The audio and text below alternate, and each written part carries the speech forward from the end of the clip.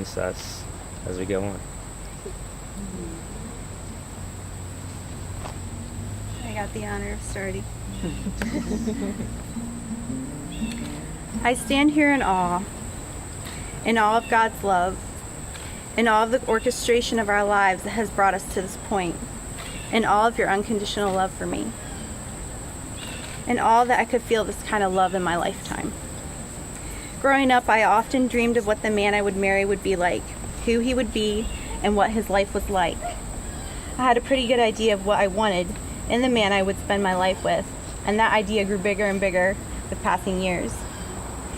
But realistically, I figured that all those qualities couldn't be found in one person, so I thought I would have to compromise. God proved me wrong. Not only do you encompass every desire, but you exceed every idea of what I had of the man I would marry.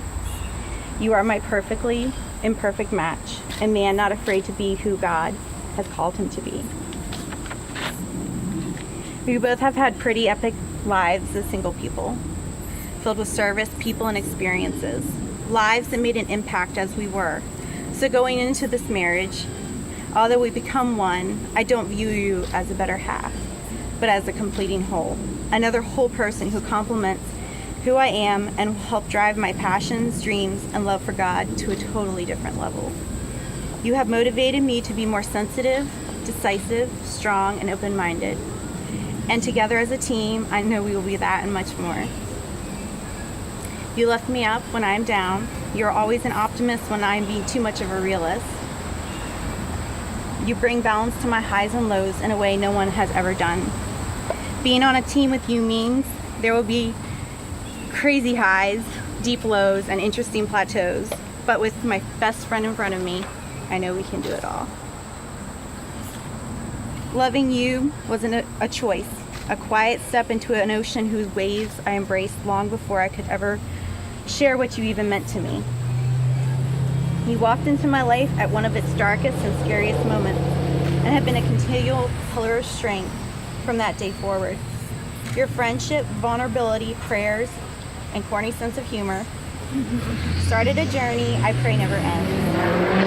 I chose to love you for who you were that first day, and each day I find myself in love with you deeper still. I don't want you to change a thing about yourself, yet I know change is a part of life, and I can't wait to be in love with the person you will be tomorrow. Ari Christopher, you have shown me what love feels, acts, and looks like. You have never required anything of me while giving me all of yourself.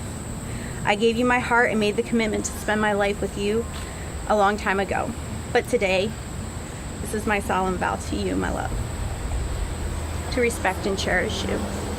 To join you in keeping Christ the center and forefront of our relationship.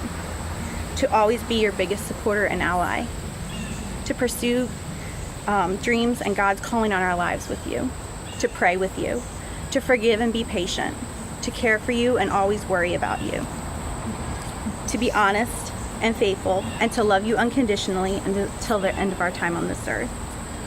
And to greet each new adventure, good, bad, great, or small, by your side. For from this day forward, you shall never walk alone. For my heart shall always be your home, and my arms your shelter. I love you no matter what.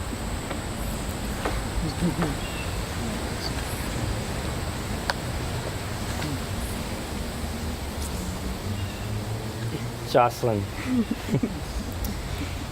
Told you I wasn't going to write any vows because I wanted to speak from the heart. And for a moment, I was actually thinking I might have a problem doing that, like after I heard your vows. But now that I'm standing here and just looking at you, it's easy as I don't know. So, several years ago, I was laying in a field looking at the stars with some friends at camp. I remember one of my friends saying, can you just imagine, just think, it just takes one little tiny light to extinguish darkness. And I look at my life now and realize that God had planned so many lights in my life, but there was one North Star that he wanted in my life, a huge part of it. So when we first started dating, I told you that I viewed our relationship as a triangle. I viewed you on one side, me on the other, I viewed God at the top. 3 lights on this journey. Me, I never thought I would have the the love that I'd seen many people have, the one that I wanted to dream about, and that would just make me feel like God had just created her for me. And then I got to know you, the second part of this equation. And I got to know the person with the kindest heart, selfless heart, one who thinks about people before herself, one who cares genuinely about people, one who mothers, but is also a sister and a best friend. And as I got to know you, the more I realized I don't want to do life without you. The more that I realized, God, you actually created a light for my life that I would carry for the rest of my life. God, the third part of this equation. And he has given me the desire to make this vow to you. Jocelyn, I vow to be the husband that God desires me to be for you. I vow to cherish you. I vow to uplift you. I vow to be your peace when you have storms that come into your life. I vow to be that smile that shows upon your face when you need it the most.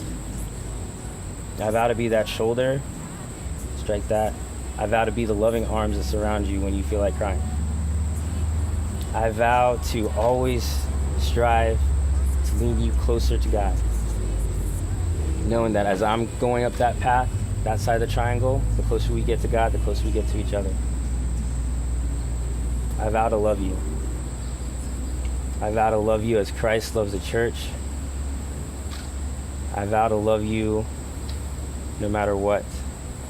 Unconditional. Love never fails.